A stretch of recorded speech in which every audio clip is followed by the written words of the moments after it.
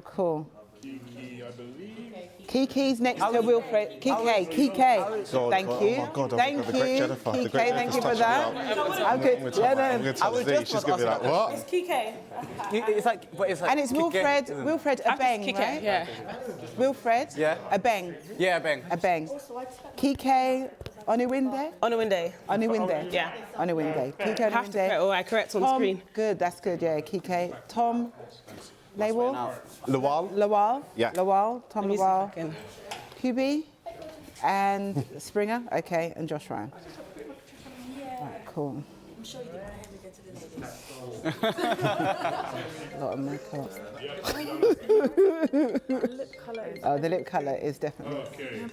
That's another Wow, she did an amazing job. That's really... Yeah, you like it? My Thank phone's you. on silent. It's a lot. I'm not this kind of Go into person. It's a flight lot. mode. But I'll take it. You don't have time. Thank you. Just told them to cut to the opening slate, so I'm ready to go when they come down in a second. Thank you. Just asking you to cut to the opening slate so that it's ready when Tom's going to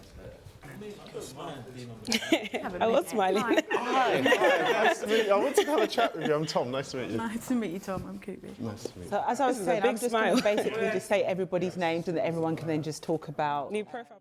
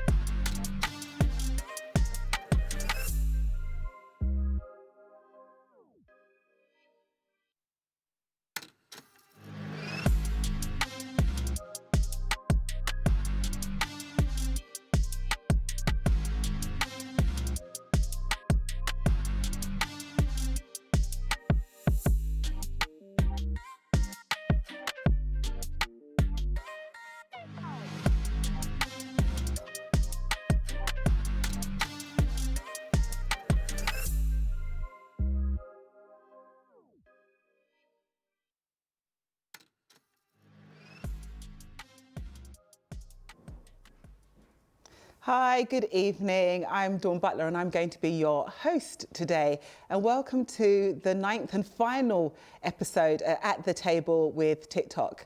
And we're going to be talking today to these amazing entrepreneurs. We're going to be finding out what it's like to be black and in business, and also what makes them tick. See what I did there? TikTok. So I'm going to start with Wilfrid. So Wilfrid, tell us, what do you do? How did you start? And what makes you tick? So my name is Wilfrid. Started my own company with Christian, my co-founder, around bringing non-intrusive advertising into video games using audio advertising. Okay, what does that mean, audio advertising? Great question, actually, Dawn. So it's more around not interrupting the user. So usually when you have like a video game, you might get that 30-second video that blocks the user. What we're doing is using advertising, using audio as an alternative, similar to what you'll see on like a Spotify. And then, so you don't interrupt the user, don't get as annoyed, and we also then have a better retention rate. Oh, so that thing where it says like 5, 4, 3, 2, 1, then you can press it. Yeah. Oh, that one. Ah, got exactly. you. So you no longer have that. Ah, cool, brilliant. Thank you very much. Kike, how about you? Hi, my name is Kike Oniwinde. I am a CEO and co-founder of BYP Network. It's a platform that connects over 50,000 black professionals with each other in corporations. So we work with the likes of Facebook, Snapchat, Goldman Sachs, about over 200 corporations at the moment. And essentially, BYP Network started to change the black narrative. Something that makes me tick is negative news on the black community and negative statistics. And that's something that we've really experienced during this pandemic period. And BYP Network is here to pretty much bring us all together to make change. And yeah, so much more I can say. So are you known as the Black LinkedIn, right? We are seen as a black LinkedIn, but we're so much more than that, because we're really here on the ground, you know, making change. Like even with this End SARS campaign, we're ready to connect Nigerian youth with our community, and we really respond to things, and we're here to kind of just change the narrative and change statistics that's out there. And this is what I like about the panel today, because it's all about positivity, where we're going, how do we change the narrative, how do we build, you know, and I think that's kind of amazing. Thank you. Tom, Hi, tell us a bit about you. I'm Tom Lawal. I'm a self-employed barrister. I have been a barrister since 2008. I practice in Birmingham in exclusively housing and family law. What makes me tick? Events like this, to be surrounded by such black excellence. I have a main job, but I also have a passion, and my passion is really about equality and diversity, speaking about the black narratives, our lived experiences, and the bar has exclusively struggled with issues of diversity, and I find it's my job to try and help bring the bar into the 21st century, as it were. How many times have you been mistaken?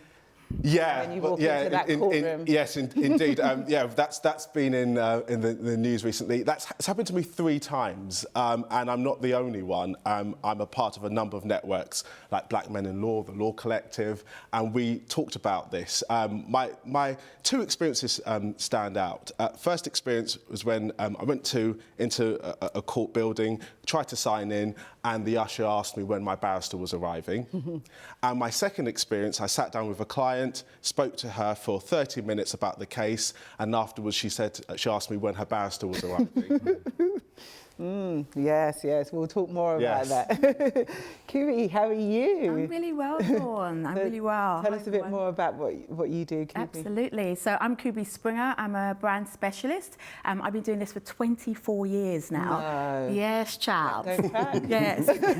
So I started in 1996 in branding, when branding wasn't even a buzzword. My career has spanned across entertainment, fashion and luxury. So I've worked with clients like Nike and L'Oreal. I worked in New York City underneath Diddy for the launch of Sean John clothing line. The people that know Diddy, Puff Daddy, Sean Diddy Cohen.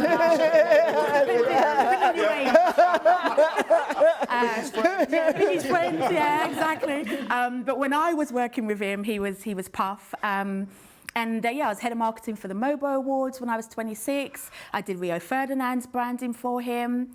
And most recent clients include people like Facebook, Aston Martin, and Rolls-Royce. Wow. Cool, great. So everybody needs branding. And Josh, last but not least, Josh, tell us a bit about you and your business. Thanks, for having me here. I'm Joshua Ryan. I am the founder of Silver Music Entertainment, which is essentially, a simple way to put it is we do records, we do management, and we do content. And so we kind of represent musicians, artists, producers, help people get to the next level, but then we also help brands and companies and help supply them with content. So whether it be music, like we supply the music for the My Roots campaign for TikTok, or whether it be things like the Rap Game UK on BBC iPlayer, we supply the music for that in the show and stuff like that. So we're new and we're fresh and we're building. So I'm trying to utilize all my experience, all my career to put into this so that we can fully, authentically represent like the kind of culture in our community and capitalize off of this sort of kind of content world that we're in. And so that's like the excitement as the rocket fuel behind kind of my team and what we're doing, sort of thing. And I think that's key as well, isn't it? Capitalising on, you know, what people find popular, but often take it and then run away with it, and then the community doesn't actually benefit from it. Exactly. But the other thing is though, what made you want to do your own thing? Because that's a big step, right, in terms of saying, right, I'm going to do this, I'm going to go it alone, I'm going to do it, and I'm going to make a success of it and make some money. What made you decide, Josh, you're new, this is a new adventure for you. What made you decide, right, I'm going to do this and think I'm not going to be skint? I think there's a level of fearlessness that you have to do anything. I think when I say anything, I mean anything. Like going to the toilet, there could be like a rat in the toilet. Like you need a level of fearlessness to do that. But for me, it was, so my background was in like radio and TV and content creation and producing and stuff like that. So I kind of carved out a niche for myself where I'm in a space creating black content, but almost kind of like for the white lens sort of thing. I think a turning point for me. What does that mean for the white lens? Everyone's like, but what does that mean for the white lens? So I mean, you sanitized it a bit. What does it mean? Well, I think I'm kind of a little bit known not to, but I think so for example, I worked on the big campaign, which was, I don't know if you guys remember, a few years ago, the BBC had a Black and British campaign, and it was across the whole series. I was part of a really small team that kind of developed that and put it together, and basically I was the black person on the team. Like, interesting. I was involved. I didn't know. I was involved in that campaign. So I think, was it David Olusoga who was the? Yeah. So the campaign was born out of, he had a history program, and it was let's make this a whole thing. That's interesting that you say that the way our narratives have connected, because I've never met you before, and I really enjoyed being involved in that. And it's interesting how actually when you talk about the white lens and you being involved with that campaign, I thought that's touched me a little bit. That's really touched me. It was an amazing experience for me and almost like a bit of a catalyst in my career. But the research behind that, so basically we brought the numbers, it was a few years ago, but the brief that I got anyway when I was brought on for 2.5 days of freelancing, and it turned into 2 years of work. It turned into what, 2 years? Yeah. So that is the key, right? You get brought in for 2 weeks or 2 days and you turn it into 2 years. That's my whole sort of story has kind of been like that. And the brief was, there's 1.8 million black people in the UK. Half of them are under 30. We as a corporation, we can't reach them, but obviously we have a charter to reach them. It's part of our remit of who we need to reach, which means we've got 900,000 people, no babies, all the way up to 30 years old. They're on social, go get them, and that was our brief. And from that, I came up with shows like Let's Settle This, Big Nasty in the Barbershop, and all of those different things. And for me, when I actually deeped those numbers, this is not America. We don't have 30 million black people here. It's a minority. So it's important that we connect. So Kike, how are you going to make sure that everybody connects? Because this is going to be your role now. Yeah, and it definitely is. I love hearing that because this reminds me of why I started BYP Network. I felt like we can't see those that are doing big things. I didn't know you exist. I didn't know you guys existed. Why is that the case? You know, we're given a narrative of like, you can either be an athlete or a musician. And I say it because I used to be an athlete. I did javelin for Great Britain. I got a sports scholarship to the University of Florida. I was out there, I was, you know, an athlete, and you know, when I was out there, I met so many incredible Americans, Black Americans, that I felt like, oh, I didn't know you existed. And the same in the UK, I met so many incredible people. It's like, I didn't know you existed. Why don't I know that? If I turn on my TV screen, they're telling me about knife crime. They're telling us, oh, we're the most impoverished. They're telling us negative news every single day. And it kind of felt like, no, we need to change all of this. We need to see our role models. We need to put that out there so people know that, no, we're not a monolith. And what you see here on the Metro about knife crime is not the whole Black community. And also, if we are able to be role models, then maybe we can change the narrative of those young people. Maybe we can change organizations and corporations. And that's a big thing that BYP Network does. Like, we're in the organizations, we're speaking to senior leaderships, we're with the Black networks in the companies, and we're transforming things. And I think for us, it's like, I talk a lot about employee activism. That's like, you know, the individual within the organization who is actually making change, speaking up, you know, getting budgets signed off. I think, you know, for TikTok, Chris is that guy. And I think that is what we want for the community. Okay, if there's 900,000 of us, that's 900,000 people that can make a difference in the UK and beyond. And so us connecting is important, because it isn't that there's one space at the table. We can all be at this table. Absolutely. Can I just say the point about the white lens? So going to the night, so it's a long drawn out way of saying it, but if there's 900,000 of us under, like, between 0 and 30, then if you're telling me we need 5 million viewers for this show isn't going to be totally representative of my community. Whereas in America, like, you can make a program that's representative, and it's not exclusive. I think anyone should be able to watch something of someone's culture. If something's on Chinese culture, I should feel like I'm able to watch it. So it's not exclusive, but what I mean is it can't be fully representative, because we've got to include all of these people from outside into the programming. I like But isn't it interesting though as well, because when you think about music and stuff like that, it doesn't matter. People connect with it regardless. So they don't mind if there's a Black person singing and they like the music, and that should go with anything to do with business or anything like that. Didn't you used to be a ballet dancer? Many moons ago.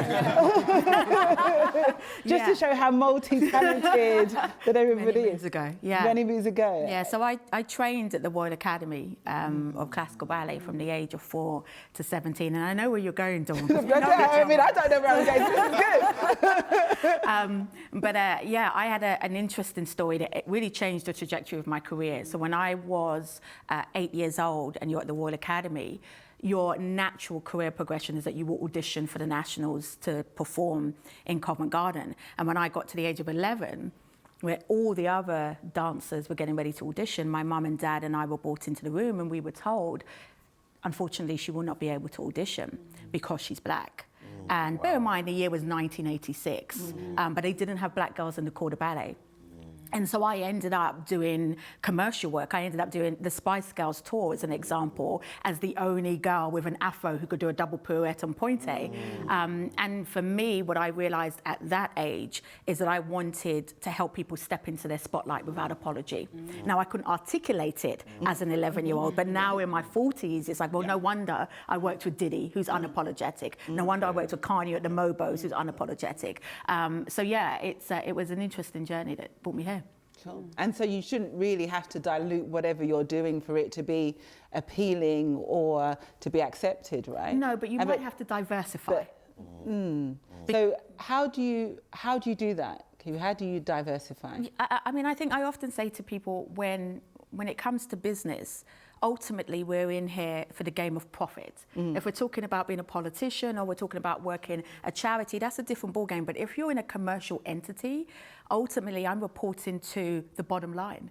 And my contract is going to be extended as a result of that commercial impact.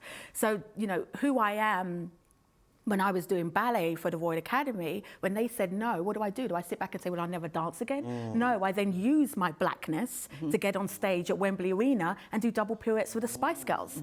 I always think that you have to be prepared to use the environment, as opposed to saying, well, isn't this horrible? Well, yeah, we know it's horrible. What are you going to do now? But don't you think as a community, we're always having to turn our traumas into power? Like, we have to go through this and then be like, okay, because of this, I'm going to have to do this and this and this to change things. But it's this continuous like grab of like, okay, one setback, another setback, one setback, another setback. And the reason I say that is even during this pandemic, look at the hits we've taken as a community. Even like NSARS just happening again, it just hits us every time.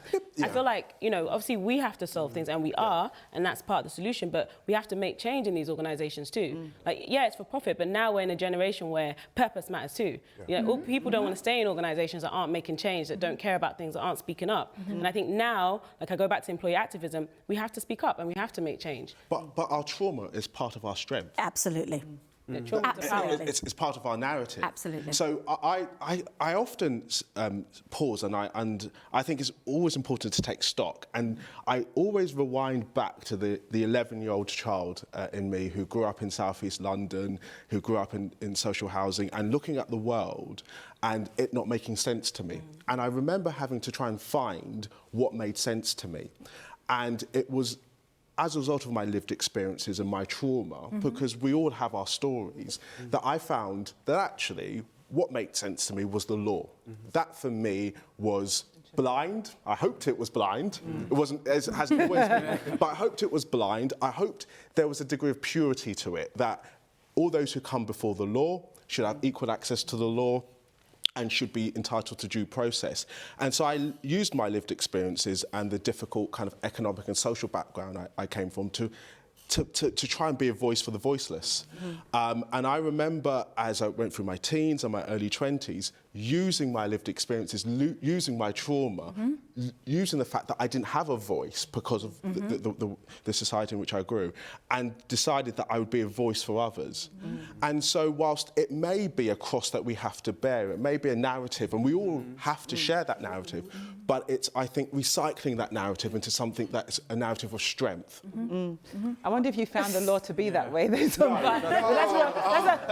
nother. That's a whole nother show. That's like a whole. That's like a whole hour An audience show. with, yeah. That's a whole. But so what do you think about kind of inclusion riders? So how do we ensure that you bring other people sort of into the business when you're doing your business? And also, does it matter? So with tech, for instance, so I used to be a computer programmer. So with tech, it used to be, for me, I used to think, well, you can either program or you can't. You know, it doesn't matter what colour you are, it doesn't matter if you're in a wheelchair, it doesn't matter if you're deaf, because we had 2 deaf people in my class when we were programming. So is tech fairer? Is it more diverse than any other industry, Wilfrid? I think that's a good question. So I think for me, it kind of goes back to what Kubi was saying, actually. It's around, it's actually, there's a business, right? So at the end of the day, there's a bottom line that's happening. But then there's also something else that's really interesting that's been happening for the negative, which is that there was a point in time, like you said, it was very diverse, technology. Then culturally, what's happened is it's become a lot of the same people. So even, I can give an example. So back when it was like World War II, and there was loads of stuff going on, we had like Alan Turing, basically everyone would call the father of computing. You actually had, because a lot of the men were at war, you had a lot of women programming. The same thing you see at NASA in America, where you had a lot of what you call a computer was actually a person. It was actually usually a woman who was doing it. But what we actually have now seen is that with the culture changing, it becoming this stereotypical look, and everyone, when you say computer science, everyone would assume, like everyone would usually say it would be a white person with glasses, or a kid, or a nerdy kind of figure. So as you said, although when you were studying computer science, it was like loads of different people, that kind of stereotype that everyone has in the back of their head has now become prevalent. So it's about, and I think this touches a bit on what Kike was saying around, we need to get more of the role models out there to go back to that state where everyone was allowed to do it. Because what I had is, in my computer science class, for example, there was a girl who left in the first week because she said she didn't feel comfortable. She actually said, I don't feel comfortable. And what can you reply to that? That's a lived experience. She does not feel comfortable because there's a load of majority guys in this course. So I think it's really around tuning that back to having people who are different in those spaces. And I think that's something that's why I'm so passionate around getting people from diverse communities to take up technology, because it's for too long it's been going one way, and that definitely needs to be course corrected. But so I would challenge that don't feel comfortable. And I always challenge that when I'm in rooms with us, is because I say, well, what does that mean? You know, I do a lot of work in Southeast Asia. I am always the only black woman in the room. I'm always the only black woman on business class. But at the end of the day, you're a human being. So what does that mean? I don't feel comfortable. I went and did a talk at a law firm, one of the highest law firms in this country, and it was for their BAME group. The graduates there had gone to Oxford, Cambridge, had gone to Birkbeck. I mean, you're talking really intelligent young graduates. And all they kept saying was, how do you cope when you're the only black person in the room? And I'm like, what are you talking about? No, but it's the thing like is, I know, it's hard. I think it's perspective. It is hard. I don't think I think it's perspective. I kind of agree, because I think from a young age I've been kind of in a lot of those environments that you're saying, where you're the only black person, but that's because I've been doing it since I was a child. But if I actually think about my actual environment and where I'm from, like, I actually don't need to, if I wasn't in my career, I wouldn't actually need to know many white people on a personal level. And so I feel like it's the ballet, it's me being like, you know, going to a mixed church and going go-karting camp and, you know, all of these things growing up that allows me. But I can understand why someone from the same street as me might get to 18 and go uni and be like, wow, this is a bit, do you know what I mean? I completely agree, right? That's why we have to take stock of who we are and our stories and our lived experience. Like you said, ballet would have played a part, your role when you were younger, me in sports. Like, I was around loads of different people. So it's not hard to talk to different people, but some people it's not that simple. Like, they have to be trained, they have to be taught. You know, confidence is a big thing in the community. Self-esteem is a big thing in the community. And you know, this whole rhetoric of black excellence, we have to also dive into that. What does that mean? Who is excellent? Who gets opportunities and who don't? Part of BYP again was like, I would be the only one in the room at times, but I was this GB athlete with all A stars, economics degree, masters, and I'm in the room. But the person next to me might not have those kind of accolades, but they're there. But no other black person looks like me. So what is the level of excellence that you must be to get opportunities? Why do you have to be Why excellent? do I have to be I mean, excellent? it's like, you know, in Parliament, like, we know when we've reached equality when we have as many rubbish women as we have rubbish men. Yes, this is like, it. why do you have to be excellent? You know, but the whole point is often when you have to navigate predominantly white spaces, you're already, you know that you're already twice as good to have been in that room. So there is the education in regards to knowing that you're there because you are good. Because if you're a rubbish, you wouldn't be there. But having the trauma, so I was going to say, having the trauma of, you know, being a barrister and talking to somebody for half an hour, and then they listen to you, and it was almost like they were politely listening to you, but they weren't taking it in because they were thinking, when's the other person? You know, it is. I can see both sides of the argument, but I think we have to be excellent because. But not everyone can be. This is a battle. But perhaps there may be an argument to say, well, as long as there are a number of excellent people within their field, people close the door. Within their field, then not everybody has to be excellent. So I think it's fair to say, if we all told our stories and what we've heard so far, this is excellence, and the situation has demanded excellence. So within my profession, sadly, there aren't many black barristers, and the black barristers who are around, we all know each other. But I started practicing in 2009, and I didn't know any black barristers. I didn't, in fact, have any black male role models at all who are barristers, or even female role models. But what I learned, and it was, you know, a situation which I just had to accept, that I had to be excellent. I had to be excellent, so I had to make sure that I dressed in a certain way. I worked really hard. I gave myself a platform. So when I went to my chambers, when I put certain initiatives to them, they were able to listen. So and then I was named Barrister of the Year, then I was named one of Britain's Black Leaders, then suddenly that excellence translated into people listening to me and saying, right, okay, he has a voice, he's somebody that needs to be listened to. And what I think the thing that really sticks with me is I think it's really, really important that we understand the importance of what we're doing here, and of networking, and of being the voice to the voiceless, because people will see this, and they will see you. I mean, I'm in awe of you. I'm in awe of you guys. But they will see us, and we all have a really important sense of responsibility, because I'm, again, the networks, the initiatives that I'm involved in, the people who are heading those initiatives are the people who came to hear me speak 10 years ago and said, because I saw a black man from South East London who made it. This is role model visibility. I believe that I can do it. So I can understand the difficulty that your friend had when she walked into the room and she just didn't feel comfortable. And do you want to go on. Oh, Yeah, no. can I? Yeah, go on. I was going to say, I can understand it. Yeah. And to go to your point, yes, it is hard. Yeah. Okay? But so what? Like anything that we do in life feel at any level is hard.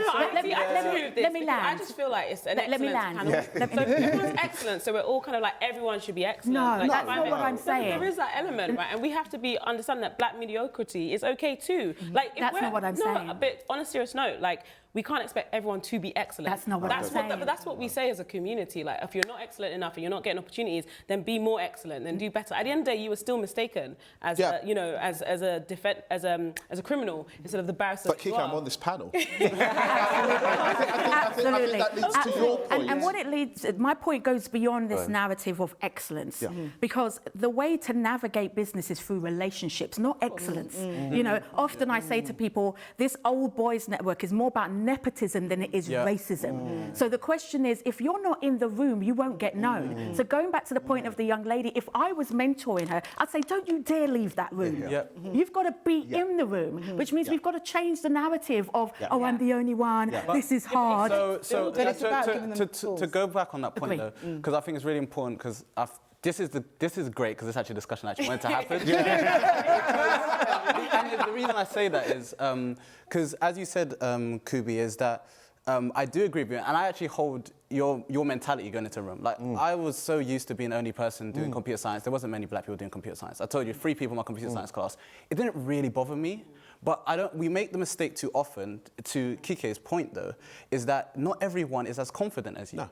So and I'll give an example. So as part of Audio-Mob, we did a mentoring session. We wanted to do something more meaningful around Black Lives Matter. So what we've been doing is we mentored up to like 70 kids. So me and Christian both mentored these kids.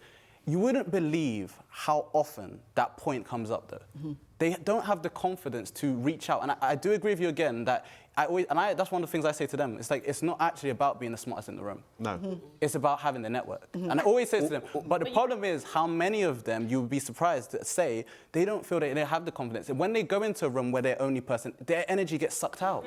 And it's about coaching them. To your point, this is why I said this is why I want the conversation. It's about the mentorship and the coaching. And giving them the tools, giving them the tools that they can use, and the armour. You know, before I walk into a room and I know it's going to be a white-dominated space, or I know it's going to be a space where people do not expect me as an MP to come in, I put on an armour before I walk into that room. So you know, that's what we talk about. It's education. But it's what our kids do. I you do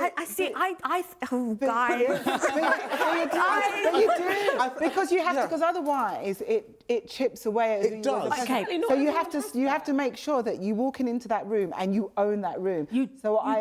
However, and I really want to challenge this, because I often say to people, when I walk into the room, rather than feeling like I need to put on the armour, I feel like, how do I find common ground? So if I walk into the room and everybody there is Asian or everybody there is white, my responsibility is to talk to you on a human level, right? But not everybody sees that. The minute we go with the narrative of you need an armour, you have to feel confident enough to start the conversation. Agree. So if you're cowering at the door before you go in, then you'll make yourself small in that space. Agree, but whereas when you go into the room, you've got to make sure that you're owning that space. But confidence also, you need people older than you to empower you in your confidence. I feel like, and this is why anytime I work with a younger person or whatever, like, I'm on them because I need to tell you that was great. I need to tell you, like, have you spoken to this person? Have you sent that email? Have you What do you think from your experience?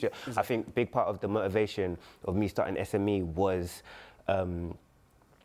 you know, going back to the point about black excellence and black mediocrity, like, I know I'm excellent and I'm black, but a lot of the things people praise me for are not actually excellent.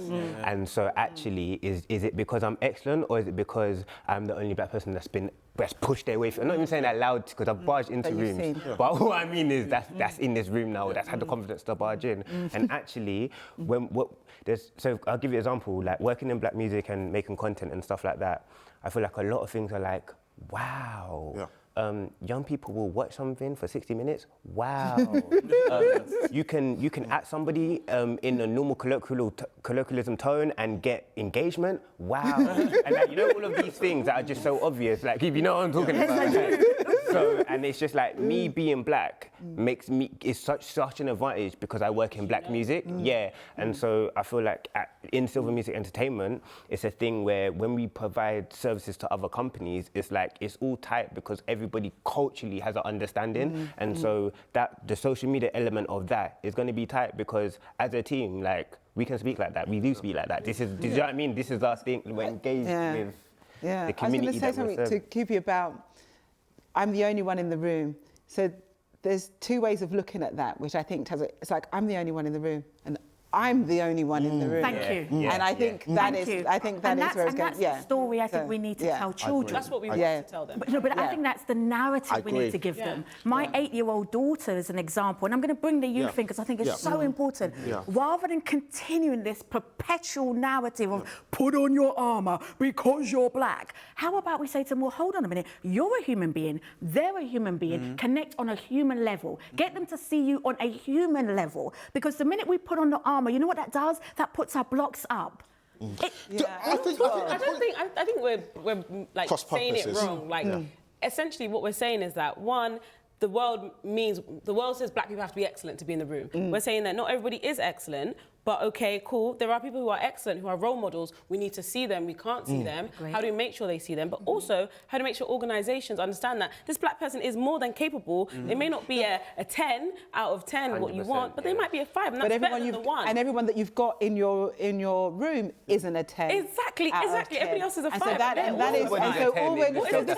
So this is where the equity comes into things, and this is where the equity comes into things in terms of your business, in terms of saying, look, you see my business as you see every other business, regarding who's running it. I mean, it is a fact that businesses that have diversity at the top of their team make between like 10 and 25% more in profit than any other business. And so, you know, diversity sells and makes you money. And I think when you talk to people about the bottom line, they start to listen. So it's like, we've got this sort of equity in your business, and like I quite like inclusion riders, where you're saying, right, okay, I'm going to do business with you. Who else is on your team? Who else you got working for you? You know, because it forces people to go and look for excellence, or somebody who can do the job that's not just looking like them. But how do you bring that into your business that you guys are doing? But I think there's another narrative to the story, which is how do we operate as individuals that are navigating our careers or trying to build our business. And I think what I often say to people, when you're building your personal brand, it is also your responsibility, seek a role model, seek a mentor, but it is also your responsibility to recognize that relationships get you through the door. And if you constantly say, I need to be in my circle and in my bubble, you're not in the room to make change. And that, I think, is not what we're saying enough to those who are coming up. Again, I agree. I just think it's still, I just think we need to take away the excellence lens that we all are. That's what I'm trying to say. Like, I'm in all those rooms. Like, literally, I sit with CEOs all the time. Like, we've you know, signed over 100 corporations. Like, we have a great relationship with all these people. But again, what did it take for me to be in that room? As an entrepreneur, I'm one of about 35 black women in the world that's raised over $1 million. That's terrible. And if I now go to every business owner and say, you can do it too, look, I did it. All you got to do is be excellent. All you have to do is do this. When actually that's not okay. Change needs to also happen on the other side too. But why do you... Sorry. But why, Tom? But why, Tom? But why? But why? I think you're using... I'm not against excellence. We have to take out of our own eyes of how privileged we are. You know, we have our own privilege. We have our own skills and strengths that allowed us to be where we are today. The point of BYP is to be role models, is to go back, is to give back, to take one other person to mentor people. But things take time. Not everybody. Oh, dropped off. Okay. It's all right. We get you. So, Tom, but why? But why? I don't understand, which appears to be perhaps a creeping narrative on this panel, maybe I'm wrong, that we have to dilute excellence. No, but I think your suggestion is why does everybody have to? Why do we have to be excellent? Well, Why yes, not? quite. That's the point. I think that's the point. Because what excellence breeds excellence, and also you can be excellent in different ways. Absolutely. And so, in terms of walking out, nobody should ever leave a room. Agree. You find your space and you find where you can be excellent. And the CEO of Tesco's is excellent. The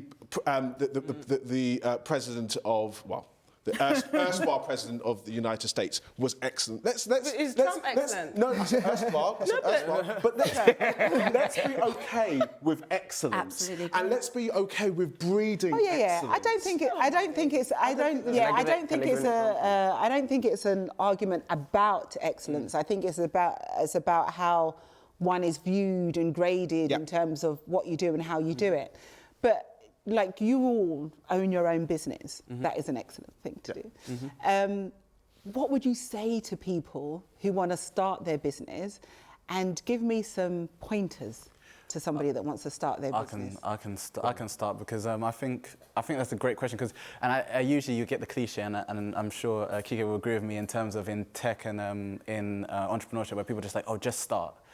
And I'm a bit like, I really don't think that's a genuine thing to say. Honestly, I'll be honest, I don't really think it's a genuine thing to say, because I think there are some things you really need to do beforehand. Like, so for example, research. But don't just do it. Yeah, no, don't just do it. Have a plan. I always say this. Always have a plan.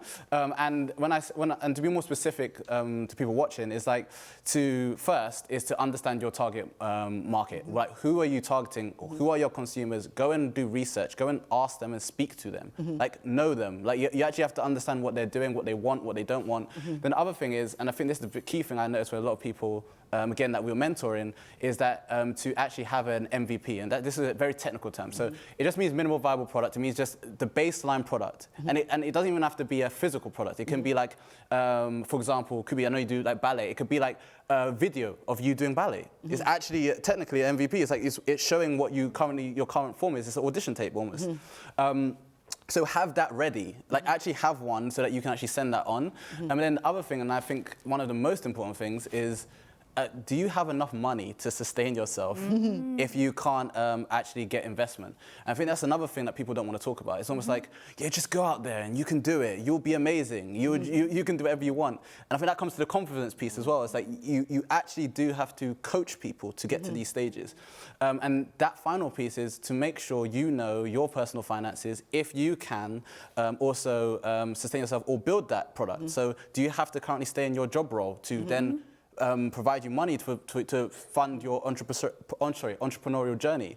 So those are kind of things that I think are very important, that are kind of dismissed, and everyone's like, yeah, just start. And I think there's too many people just started, if I'm really honest with you, and they're getting into themselves into very like bad situations, where I think if you actually have a plan and you kind of build on that, then it's just going to be, it's not a guarantee of success, and I'm going to make that very clear, but it's just, it allows you a greater chance of succeeding. Okay, good. So don't just do it. No. Have a plan. Yeah, have a plan. Okay, any other bits of advice? Yeah, I would say be defined by something. Absolutely. Whatever your discipline is, you can be defined by excellence, or you can be, or you can be defined by a desire to bring about a change or perception or spotlight in a certain area. And if you're defined by something and something that you believe in, then that, in my view, is your anchor. And it's a thing that you go to at all times when things get difficult. Totally agree. I think it's so important to dance in your lane. And I think right now we're in this global crisis. And what I see a lot is people hopping and skipping because they're more interested in the title entrepreneur than they are in the delivery of impact. And I say, what is your lane? Stay in your lane, dance in your lane. You may maneuver in that lane. Over the last 24 years, I've maneuvered from PR to events to sponsorship, but I've stayed in a lane.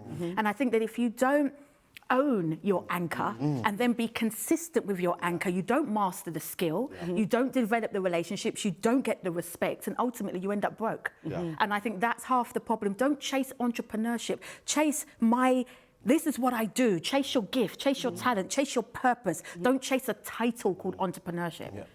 But how about what Wilfrid was saying about support and economic support? Like, do you feel that you get economic support? For me, this is important. I haven't received any support in this pandemic, and this has been like... From government, from private sector? Like any...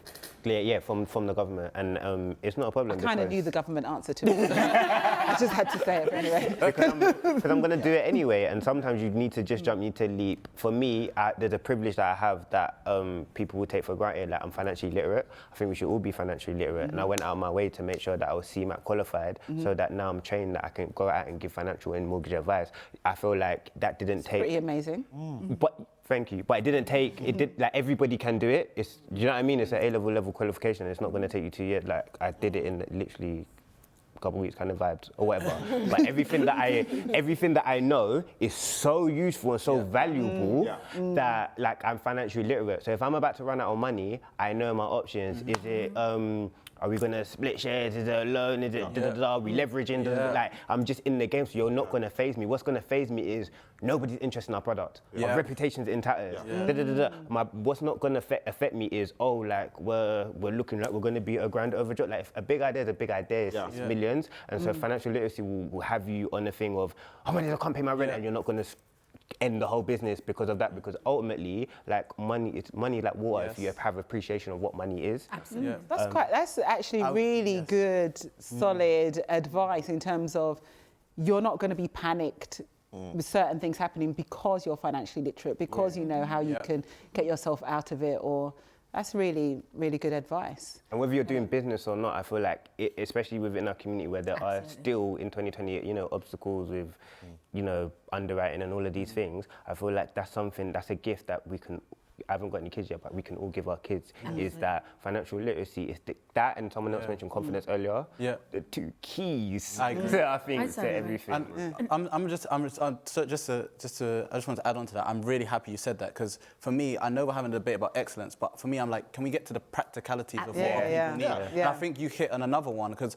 for me, it's confidence, it's the financial literacy, and then it's also confidence. And the network, exactly. So that's the third one. So those three is what we should be really talking about. I think sometimes we deep dive into this narrative, and usually, if I'm honest, the reason why I was a bit more restrained in that debate, because actually I agree with both sides, but I think we're too consumed on, and we have to understand it depends how you've been coached and where you're coming from. Because some people have been coached from a point of, you can be excellent, this is what you do. Where the armor comes in, though, and I understand where armor comes in, is a lot of people come from very destitute backgrounds. I think we need to pause and actually think about that. So that's why they put in an armor. That's why they feel excluded, because they come from a place where everyone is probably from a low socioeconomic background, and then they see everyone around them. They've never been in a room with the CEO. Said this. We have to check our own privileges. Exactly. But the thing is, that's why I think we get so consumed in that, excellence or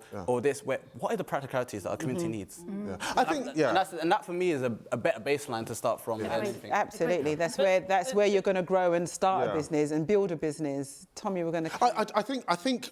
Just so you understand what I mean by excellence, and I think let's drill it. No. I want to touch on it. Let's drill on it. So, you may have two candidates. One of them had all of the privileges growing up, went to private school, and got straight A's. A black student had caring responsibilities at home, grew up in a difficult family life, had to rely upon themselves and got straight A's. That is black excellence. But not No. I haven't finished that. Let me finish my narrative. Okay, that for me is the start of black excellence. So how do you build that character to be a Kike, or to be a Kubi, to be a Josh, or to be a Wilfrid, or to be the legendary Dawn Butler. What you do is you take that excellence, the start of that excellence, and then you start to build that character. You build resilience, you build confidence, you allow that person to understand that their voice matters, and every hurdle, every opportunity, you create an identity in that individual that they can surpass that. And then when they become the next Kike, the next Kubi, then you call that excellence.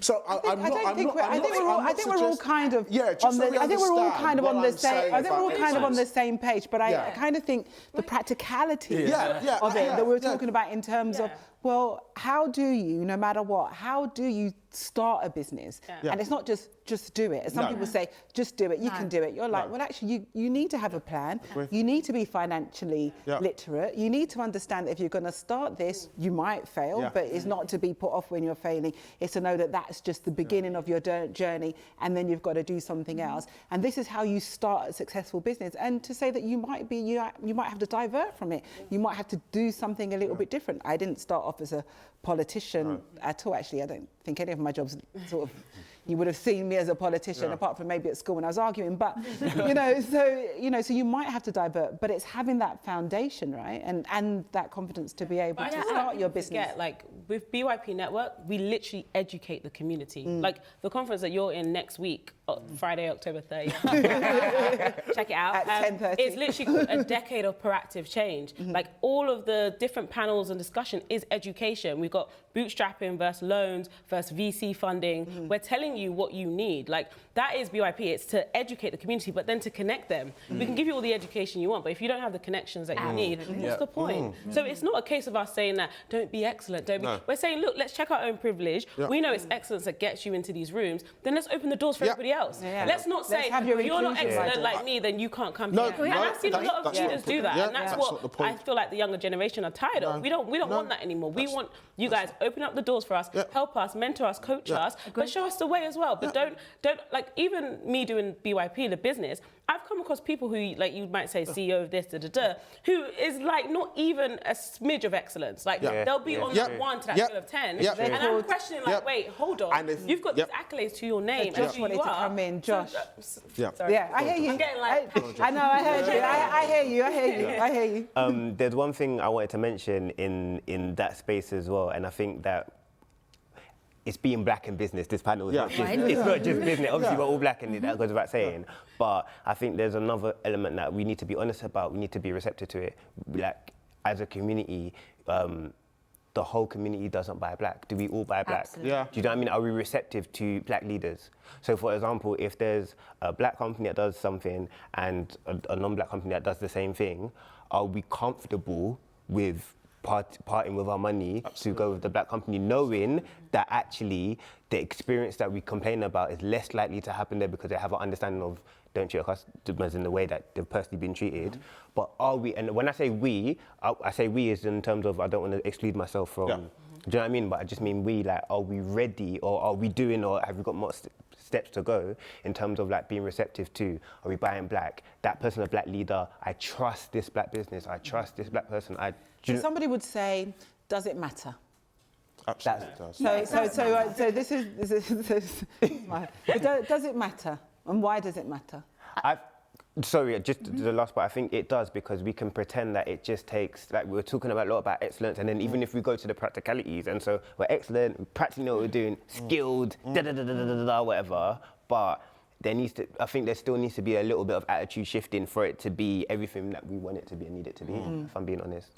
I think it does matter, Dawn. I think we should be buying from black businesses, but I think we should be buying from black businesses because they're great businesses first. And that, you know, for me, I think that there's two things. That's an all excellent business. I'm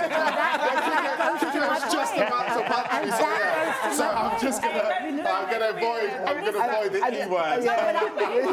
That's why. You know the statistics, right? You know the statistics on black businesses and just businesses in general. I mean, I think it was the British Business Bank that just came up with one recently about, you know, black women founders don't even make revenue, like majority. Like these are the stats they bring up for everybody. So we can look at ourselves and be like, okay, we're killing it in our business. But if you actually go through it all, not everybody is, and the majority are not. And we're not funded, you know. People forget how much funding makes a difference. Like that same white business, they might have all the funding in the world, so they can give you the best customer service because they've got 10 people working with them. That same black business, it might only be one woman, and she's managing. Let's talk about funding. What do we need to do about funding? Like, tell me more about funding, because funding is foundation of business in a way. What needs to happen when it comes to funding? I can take that one. And to answer your previous question, I think I agree with Kubi. It's more around. I am like, for example, Calendly was created by a black entrepreneur, and it allows you to schedule your calendar without. It just makes, honestly, meeting schedule, like, honestly, 100 times easier. So I will forever be an advocate for it. But then I found out that was, like I said, it was funded by a black entrepreneur, but it was a great product. Right. Yeah. So it was the great product that actually got me in. And so he made a great product. So I definitely agree with you there. But in terms of funding, I think that is definitely an interesting topic, because the statistics show like less than 2% of venture-backed companies have black founders, which in itself is scary, because as you see with a lot of these startups, they are becoming, and this is where my passion comes in, is that they are becoming the next, at the forefront of a lot of our technology, forefront of like AI, forefront of medicine, forefront of education now as well with this pandemic. And there's not a lot of people from diverse backgrounds, from black people to women. So for me, that is the bigger issue that I definitely think needs to be addressed. And it comes back to I think a point I was mentioned earlier about nepotism. Absolutely. So what we're seeing in a lot of these funds is that people are going and using and looking in networks that already have these kind of people. So that is the issue where, and you when you speak to them, you're like, oh, so do you speak to like XYZ in the community who knows like 100 startups? Like, oh no, we can never find them.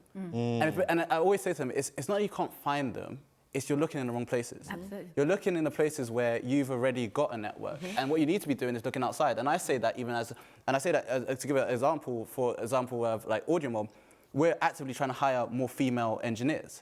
And for me, I immediately go, okay, let me stop. I'm a man. Let's just get that out the gate. So I need to then go and consult with women or with organizations who better understand how I can get more female engineers. Because I might be writing a job specification innocently, but my biases exist there. Exactly. So again, it's understanding that. And I think this is what needs to change. A lot of the venture-backed companies need to better understand and better actually integrate into these networks, which are currently foreign to them, and they don't understand.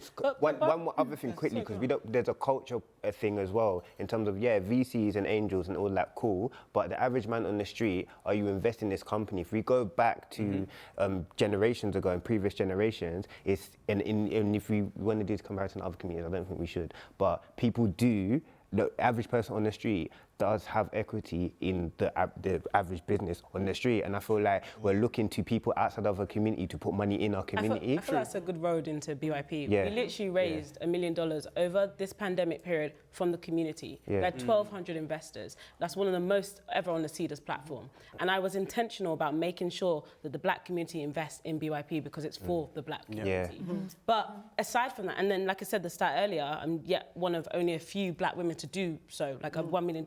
That's from crowdfunding the community. That wasn't venture backed. If we're all here on this panel and we're saying we're excellent, but I still didn't get that VC money. So what is the levels that again we must be to get that? So this is what I'm trying to say. I'm not against excellence. Sorry to bring it back. It's just that it's not always enough. It's not always enough. That's what I'm trying to explain. You could be the most excellent person. If you're walking down the street, you can still be shot, right? By in America, by a police officer. They don't know who you are. They just see you as a black man, and they're like, oh, he's probably another stereotype. This is why, again, I go back to the fact that we as a community have to come together, make the change, invest in our companies, but also be kind to each other. Understand that black business might not be excellent yet. It's because they don't have the resources, they don't have the knowledge. Manage your SIP. Manage your SIP. So everyone's got a pension. Like most people have a pension, right? There's legislation you can manage your pension. Maybe I should take a little bit out there and put it in the AIM. Put some in the footsie. What's going on? That's an education point. So education is key to everything, because right? Like AIM's even educating in regards to your biases. Yes. Yeah. That is key. If you don't understand your biases, then you can't correct them. Yes. You know, if you're ignorant to your unconscious bias and it's unconscious, if you're ignorant to it, then you can't in any way address it or mitigate it away. So but it also goes back down to what I was saying earlier about being in the room. Because yes, it's amazing that you managed to raise all of that funding from the community, but there are other options as well. And I was on a panel with Albright, and they were talking about how do women get more funding. And I turned to the women in the audience and I said, how many of you have actually gone to any of the networking events where the angel investors are there looking for women? I pitched that Albright. I'm not talking specifically about your journey. I'm talking broadly speaking. Yes, we can. And I think this is multifaceted. I don't think there's one answer to any of it, right? So I think, yes, absolutely, we can draw in as a community. But I also think that we need to say, how do I, as the individual, the business owner, or the group of business owners, say, how do I get into that room? And then to turn to those who are excellent in the room and say, hey, how did you get into that room? And not ignore the fact that we need to be in the room. Because I think sometimes we're ignoring that. Isn't that connections? I mean, you know, you have people who are what they call accidental managers. Do you mean who they're a manager? You think how did you get that? Nepotism. And that's the thing. It's the old boys network. It's nepotism. It's who you know. It's looking like the person who's doing the recruiting. And we've got to systemically break all of that. Yeah, and can I give you a practical example? When my husband and I met, he said to me, this is going back about 11 years, and he said, Kube, I want to be in the room where people do deals on private jets. And I was like, okay. And I said, how are we going to do that? And he said, I'm going to sell my car. And for 6 months, he walked wherever he went. For 6 months, he walked so he could raise enough money just to get the private members club admission. You then fast forward 11 years and he's doing business exactly the way he said he wanted to. And I often say to people, what are you prepared to do to say, what needs to be sacrificed? Going back to yours about literacy, what do I need to sacrifice today? Do I need to walk? Do I need to stop doing that weave? Like, you know, what do I need to sacrifice to get into that room? As opposed to going, oh, that room costs £12,000, I can't go there. Yes, you can. What are you prepared to sacrifice? Okay. Tom? Yeah, and once you get into that room, and this is, I think, where we can all agree, once you get into that room, that's not enough. So from my own personal experience, so I qualified, I became a barrister, I looked at where I was at, and I said to myself, well, this is not right. So I decided to be an advocate for equality and diversity within my set and beyond. I'm in charge of work experience, mini pupilages at my chambers. So I look at every single applicant that comes into chambers and I make a decision as to whether I'm going to give them experience. I mentor students from university to the bar to qualifying as a solicitor or qualifying as a barrister. And obviously being on this panel, and again, for me, being a barrister is actually my side job. My passion is going out there and speaking about my experiences and talking to young people and sharing what it means to be a barrister.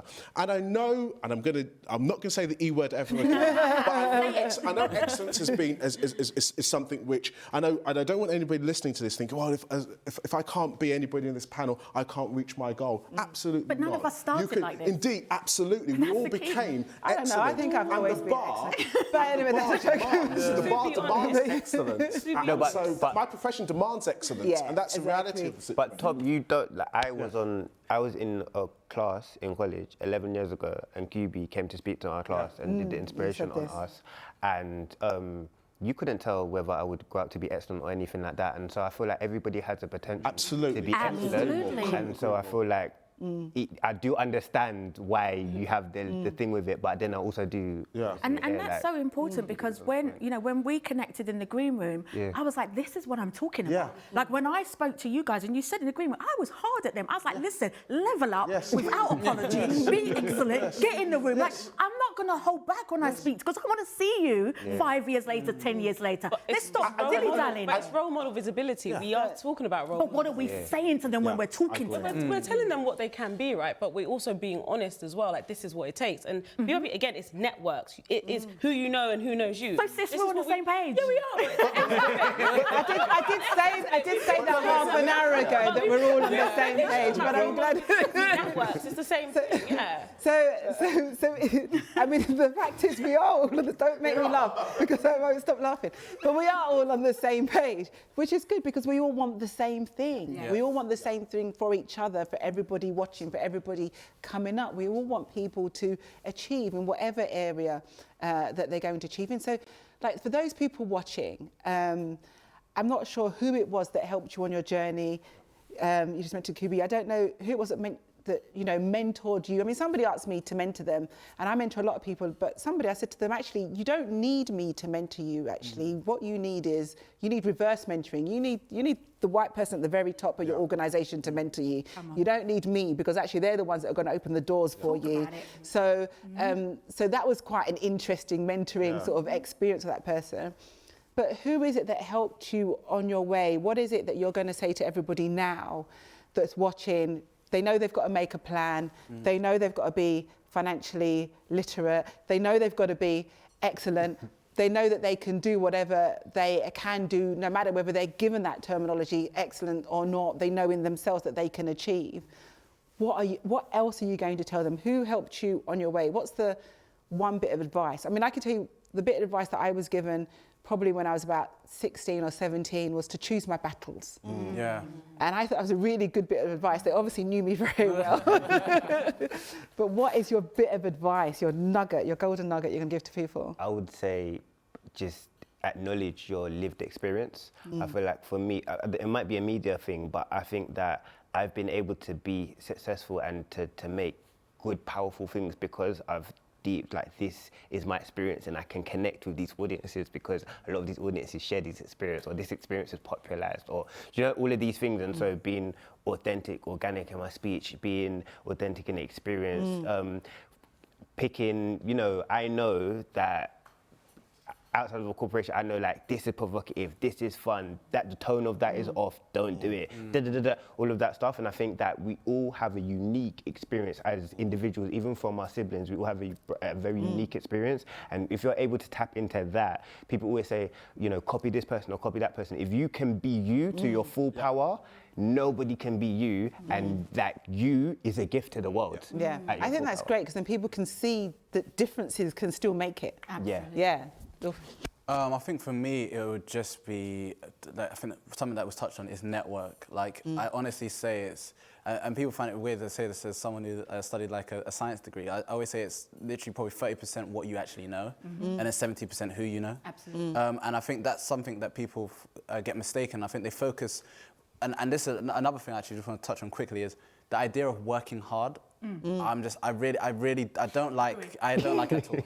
No, because I think someone made a great point earlier in the panel, is there's a lot of people who aren't working hard and are CEOs of companies. So and they're doing delegation, and they've done it, and they got that position through nepotism. And you can, whether you like it or not, it's in some ways a very human thing.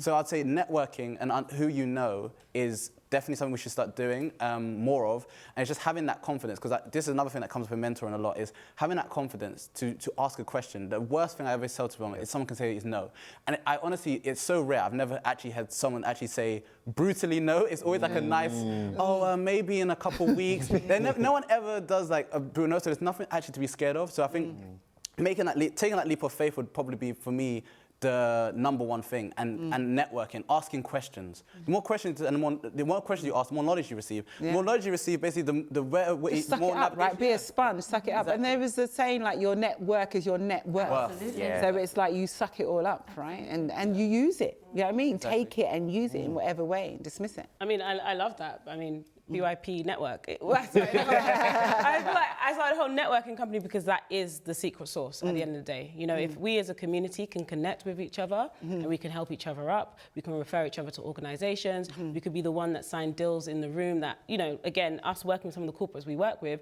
it's been a black employee that's been like, hey, can you make sure you work with BYP Network? So it is all about networking, and that also builds confidence. So why I go back to it is that not everybody's born with confidence, not everybody has it, but it can be built, and it's from the role models, it's from the coaches, it's from meeting other people that actually, you know, believe in you. That's what makes a difference. So again, going back to our conference next week, Friday, we have over 60 black senior leaders who are talking to us on a level about how to reach these high levels, how to be in the room, you know, how to connect with each other, and how to also, you know, start your own businesses and scale your own businesses.